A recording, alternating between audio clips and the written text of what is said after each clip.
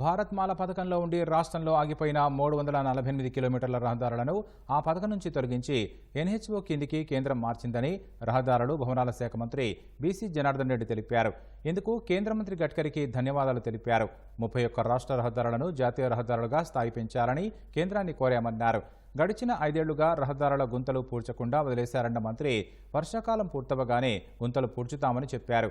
కొన్ని రాష్ట్ర రహదారులను పీపీపీ విధానంలో అభివృద్ధి చేయడంపై అధ్యయనం చేస్తున్నామని చెప్పారు.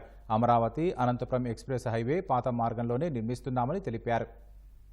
కొండమూడు నుంచి పేరుచెర్ల వరకు 49 కిలోమీటర్లు, సంగమేశ్వరం నుంచి నల్లకాలువ మరియు వెలుగోడు నంద్యాల వరకు 62 కిలోమీటర్లు, దాదాపుగా 776 కోట్లది. మొదటిది వచ్చేసి 1032 కోట్లు. నంద్యాల నుంచి కర్నూలు కడప బార్డర్ వరకు 62 కిలోమీటర్లకు గాను 691 కోట్లు అంచనా. వేంపల్లి నుంచి చాగలమర్రి సెక్షన్ వరకు 78 కిలోమీటర్లు 1321 కోట్ల రూపాయలు. గోరెంట్ల నుంచి హిందూపూర్ సెక్షన్ వరకు 33.5 కిలోమీటర్లకు గాను 808 కోట్ల రూపాయలు. ముద్దనూరు నుంచి కొత్తపల్లి సెక్షన్ వరకు 56 కిలోమీటర్లకు గాను 1081 కోట్ల రూపాయలు.